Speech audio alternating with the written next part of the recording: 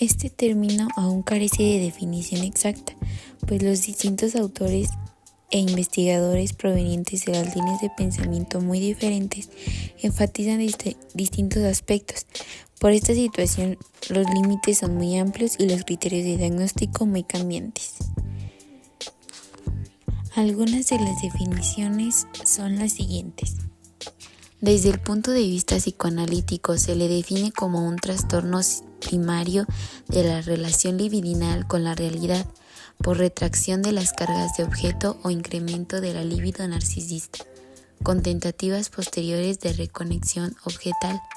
La estructura psicótica es una de las vicisitudes posibles en el armado del aparato psíquico de un sujeto, la que surgiría como corolario de una historia de sucesivos fracasos en los distintos momentos constitutivos del psiquismo humano y cuya cima estaría representada por el Edipo. Es una perturbación global de la personalidad con una desorganización total de las funciones del yo, a la cual sigue en ocasiones una reorganización narcisística expresada en la construcción de un mundo propio, desde el cual el sujeto se ubica y vive en adelante.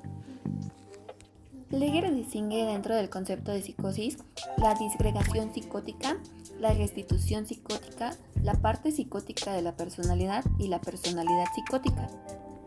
Kraepelin, Butler y Freud y Lacan dictan una serie de rasgos que pueden definir la naturaleza de la estructura psicótica. La primera es la imagen del propio cuerpo, a la cual se le refiere consciente o inconscientemente el paciente a parecer como de alguna forma un cuerpo troceado. Otro rasgo puede ser que el sujeto muestra en algún momento decisivo de sus palabras una confusión entre el significante y el significado. También el triángulo edípico está fuertemente perturbado, donde el sujeto no ocupa el puesto del ego en el vértice inferior, sino que se sitúa en el puesto del padre, suplantándolo y reemplazando a veces por algún personaje fantástico. Incluso puede llegar a confundirse con el otro progenitor, mostrando así el deseo de ser su propio padre o su propia madre. Otro puede ser que el sujeto manifiesta una bisexualidad en la que no se puede identificar o no desea participar en alguno de los roles de género. Finalmente, es que el sujeto identifica el nacimiento y la muerte, pero haciéndolo de forma contraria, siendo que el nacimiento como una muerte y la muerte como un nacimiento. Para algunos autores como Kaplan, Zadok y Greb, puede ser algunas de las características la incapacidad para distinguir la realidad de la fantasía, la evaluación de la realidad deteriorada y la creación de una realidad, algunos aspectos importantes para delimitar la psicosis. Dentro de la estructura psicótica encontramos características con síntomas positivos y negativos. Dentro de los positivos están los delirios, que son creencias fijas y falsas que la persona sostiene firmemente y que son irreductibles a la lógica, que se pueden presentar como persecución, que es la creencia de que uno está siendo seguido o vigilado, el perjuicio, que es cuando la persona cree que hay alguien intentando hacerle daño o perjudicarle de alguna manera, los referenciales, que es la creencia de ciertos gestos, comentarios o acciones que piensan que se dirigen a uno, pero no es así. De grandeza, que el sujeto cree que tiene habilidades o algún tipo de fama, que no es así. Los erotomaníacos, que es cuando la persona piensa de forma falsa o de forma equivocada que es el objeto de enamoramiento de otra persona. Los celotípicos, que se presentan por una excesiva conducta de celosa o piensan que su pareja los está engañando con otra persona. Los nihilistas, que suponen la convicción de que podrá pasar una catástrofe o que pueden predecir algún tipo de situación. Y los somáticos, que se centran en preocupaciones sobre su salud y el funcionamiento de sus órganos. Asimismo, estos delirios se pueden clasificar debido a su credibilidad, que pueden ser extravagantes, que son claramente falsos o completamente fuera de la vida común, y los no extravagantes, que pueden ser experiencias pasadas antes de llegar a esta estructura psicótica. El segundo síntoma que se puede presentar son las alucinaciones, que se tratan de percepciones que tienen lugar fuera de la presencia de un estímulo externo. Estas alucinaciones se pueden presentar debido a algún estímulo externo que no existe, pero la persona lo puede percibir. Se pueden presentar en cualquier modalidad sensorial, como las auditivas, que se experimentan de forma de voces del interior de la cabeza del paciente, conocidas o desconocidas. De forma visual, las personas pueden percibir imágenes donde pueden ser personas, objetos o situaciones que no están sucediendo. Las táctiles, que son sensaciones anormales en el cuerpo sin que nadie los esté tocando y sin que haya algún estímulo externo. Las olfativas, que pues es sobre olores. Y las gustativas, que habla sobre la sensación de gustar o probar sabores diferentes a los habituales. El tercer síntoma es el pensamiento o discurso desorganizado, en el que el paciente puede cambiar de un tema a otro sin tener algún tipo de relación en el discurso. Los síntomas negativos suelen ser una representación importante de la esquizofrenia. Sin embargo, también pueden estar presentes de una forma menos prominente en otros trastornos psicóticos. Dentro de ellos está la expresión emotiva disminuida, que es la disminución de expresión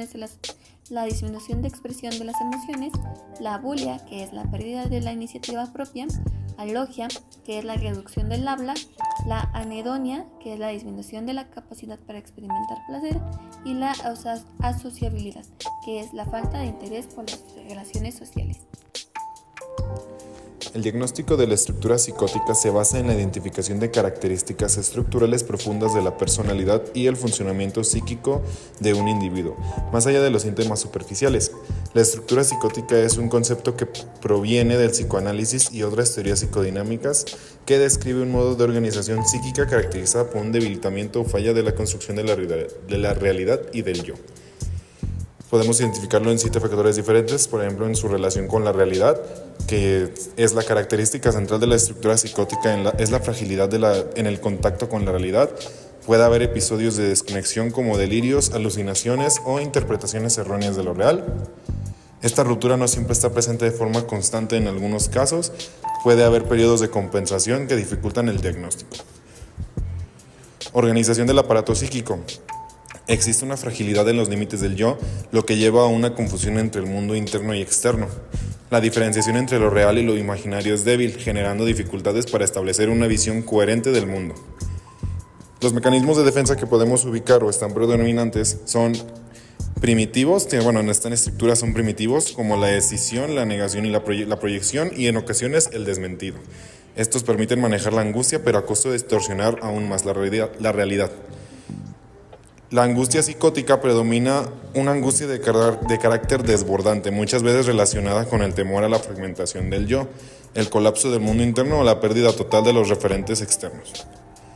Construcción del sujeto en relación al otro. La relación con el otro es problemática, marcada en una profunda dependencia o por una confusión entre los límites del yo y del otro. Esto se refleja en fenómenos como la paranoia o la sensación de estar controlado por fuerzas externas. Los indicadores que podemos ubicar de manera clínica son el delirio, que son ideas que no se ajustan a la realidad compartida, vividas con absoluta convicción, alucinaciones, percepciones sensoriales que no tienen correlato en la realidad externa, confusión de identidad, dificultad para establecer un sentido claro y estable del yo, pensamiento desorganizado, asociaciones ilógicas, dificultad para mantener un discurso coherente. Diferenciación contra otras estructuras.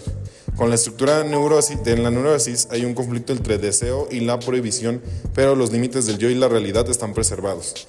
Y la perversión. En esta estructura hay un intento de negar la castración simbólica, pero sin una ruptura del contacto con la realidad, como en la psicosis.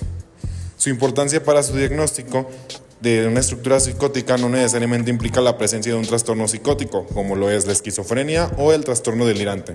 Puede haber sujetos con una estructura psicótica compensada que logran funcionar en la vida cotidiana, pero que bajo situaciones de estrés o descompensación pueden manifestar síntomas psicóticos.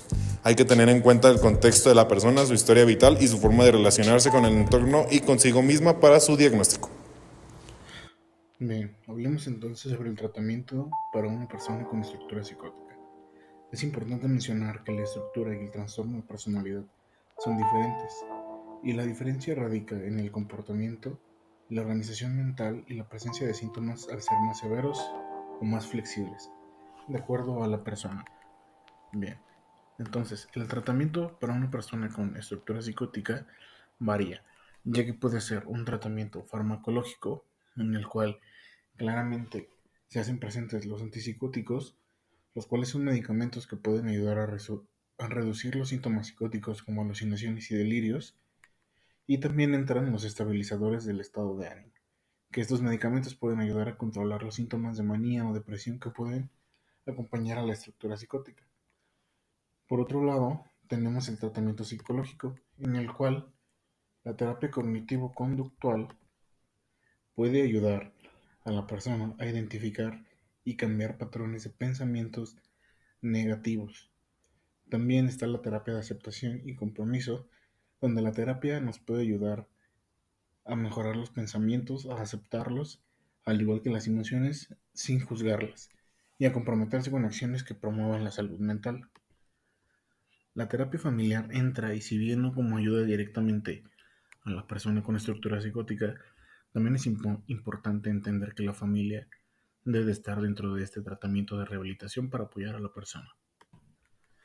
Y aunado de la mano el tratamiento psicosocial, que es donde entra la red de apoyo para ayudar a la persona con esta estructura, y la rehabilitación cognitiva, que es una terapia que puede ayudar a la persona a mejorar sus habilidades cognitivas.